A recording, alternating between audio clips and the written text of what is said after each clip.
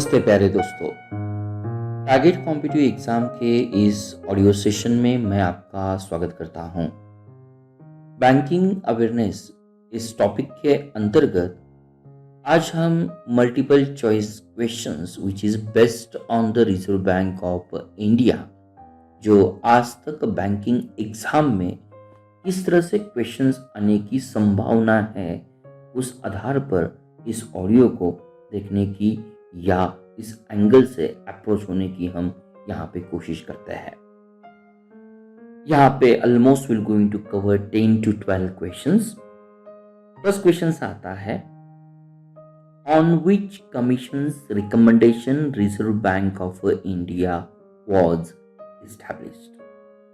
तो आरबीआई का establishment year और डेट जो था ये 1 अप्रैल 1935 था।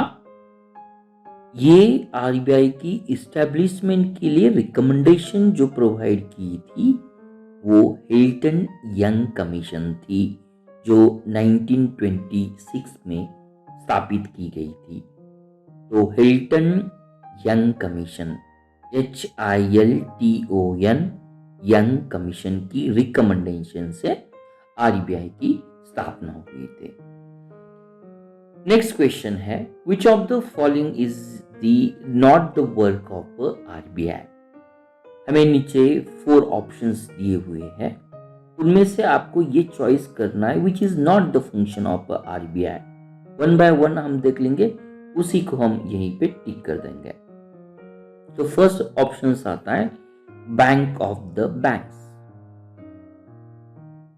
नेक्स्ट ऑप्शन आता है क्रेडिट कंट्रोलर। थर्ड ऑप्शन आता है कस्टोडियन ऑफ फॉरेन करेंसी। और फोर्थ ऑप्शन है allocating funds directly to the farmers for agriculture development. मेरे प्यारे दोस्तों, अगर हम 3 ऑप्शंस का ट्रिक करने की कोशिश करते हैं तो RBI bank of commercial banks ये ऑप्शंस बराबर है। आरबीआई क्रेडिट कंट्रोलर ये सेकेंड ऑप्शन भी बराबर है। और हमारे इंडिया के लिए फॉरेन करेंसी की कस्टोडियन आरबीआई है, ये तीनों फर्स्ट ऑप्शन बराबर है। लेकिन जो फोर्थ ऑप्शन मेंशन किया हुआ है allocating funds directly to the farmers for agriculture development, ये ऑप्शन गलत है।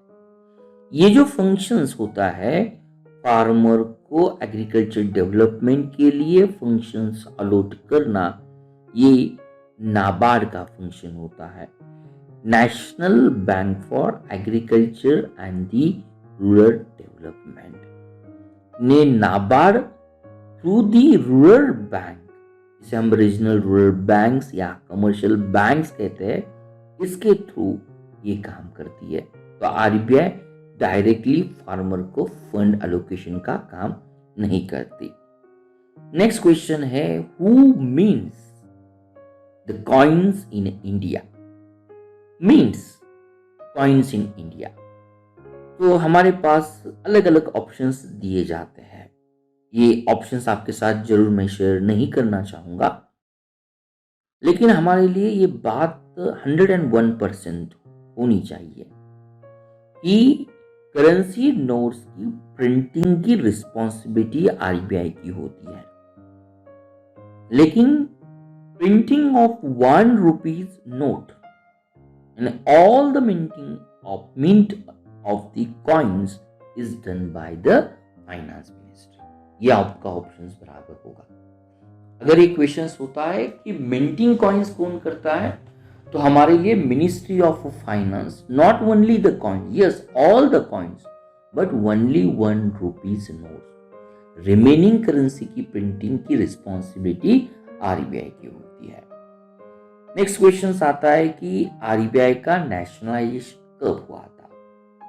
तो आरबीआई का नेशनलाइजेशन 1 जनवरी 1949 को हुआ था, लेकिन आरबीआई की इस्टेब्लिशमेंट जो हुई थी ये 1 अप्रैल 1935 में हुई थी। ये थोड़ा सा आपको समझना उतना ही इंपॉर्टेंस है।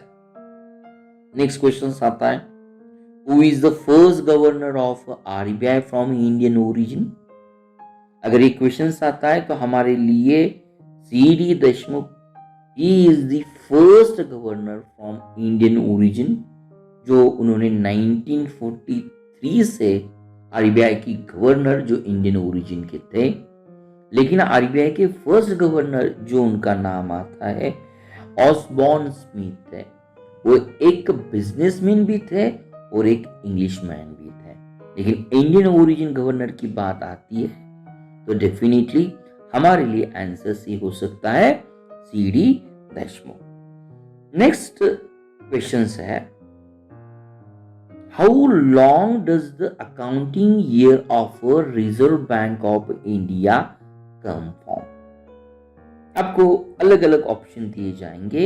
Accounting year reserve bank of India कहां से स्टार्ट होता है और कहां से एंड होता है? तो इसका एग्जैक्टली आंसर है 1 जुलाई टू 30 जून नेक्स्ट ईयर का ये आरबीआई के लिए अकाउंटिंग ईयर होता है। लेकिन कंट्री का जो फाइनेंशियल ईयर जो होता है ये 1 अप्रैल से स्टार्ट होता है और नेक्स्ट ईयर के 13 मार्च को खत्म हो जाता है। लेकिन आरबीआई के लिए 1 जुलाई से लेके 13 जून ये राइट आंसर हो सकता है। नेक्स्ट हमें ये क्वेश्चंस दिया हुआ है, Which of the following words is not used in the monetary policy? Monetary policy के अंतर्गत उन्होंने 4 ऑप्शन दिए। जिस तरह आपको मैं शेयर देता हूं, कैश रिजर्व रेशो के बारे में लिखा है। सेकेंड ऑप्शन बी ऑप्शन उन्होंने रेपो रेट दिया है। 3 ऑप्शन उन्होंने बैंक रेट के बारे में मेंशन किया हुआ है और 4th ऑप्शन उन्होंने ब्लू चीट दिया है।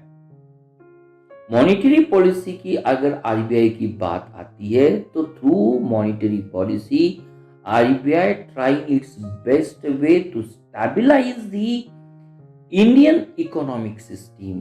Eight the same time it's RBI's responsibility to control the credit flow in India's economy।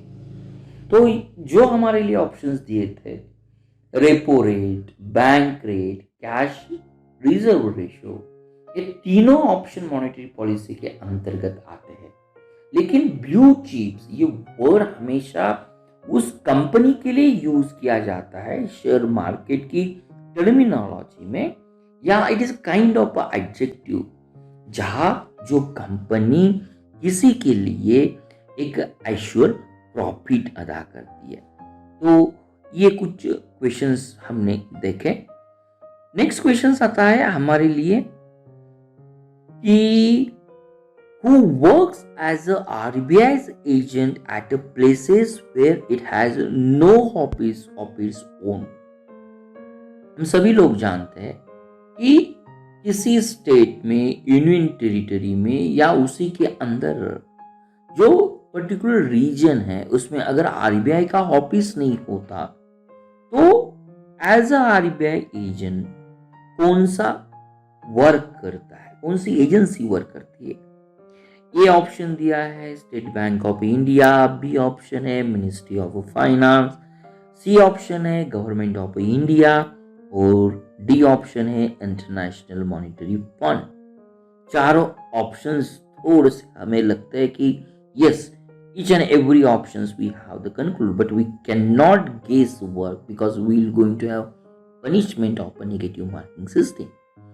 यहाँ पे आरबीआई का एजेंट जो आरबीआई की ब्रांचेस या ऑफिस नहीं होती वहां पे स्टेट बैंक ऑफ इंडिया काम करती है। नेक्स्ट क्वेश्चन है, which of the following is true about the function performed by the RBI? 4 option हमारे साथ उन्होंने शेयर किए हैं। फर्स्ट ऑप्शन है it is a bank of issue currency, it acts as a banker to the government. ये second option है it is a banker of other banks. ये third option है and it regulates the flow of credit. तो ये 4 options को अगर repeat करने की कोशिश करते हैं, बैंक ऑफ इशू बराबर है, बैंकर टू द गवर्नमेंट बराबर है, banker to the other banks बराबर है, it regulates the flow of the credit बराबर है।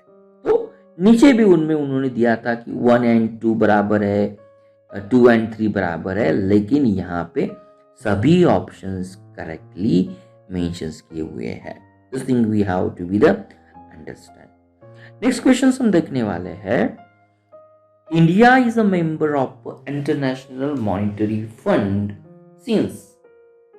तो इंडिया IMF का मेंबर है वो 1947 से है। This thing is most important.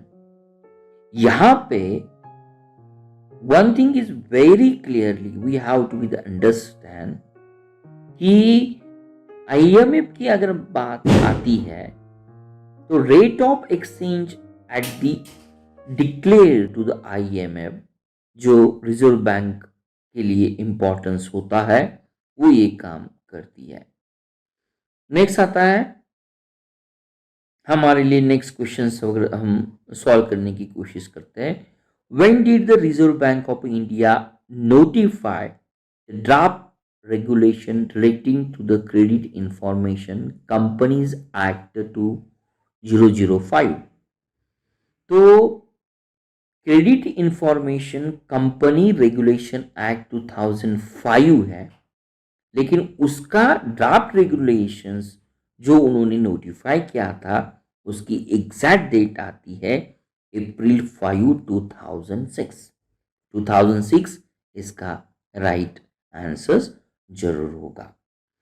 Next question आता है हमारे लिए, when did the centre means union government या central government acquire Reserve bank of India's entire 59.73% equity stake in a SBI at over 35,531 crore in New Delhi।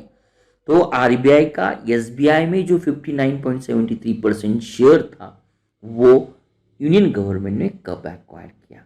तो ये exact date था जून 29, 2007। और ये गाइडलाइन जो गवर्नमेंट के लिए दी थी ये हमारे लिए SEBI Securities and Exchange Board of India में दी थी। तो this is the most important point. तो almost my dear friend we solve more than the 20 very simple and very important MCQ on RBI। मुझे पूरी उम्मीद है आपको ये इजीली समझ में आए होंगे। Please do watch and listen the audio from the banking awareness examination for coming examination, and wish you best of luck. Thank you very much. Thank you for watching Target with Professor B's Positive Way. We request you to be a voluntary donator to become our prime and pride motivator.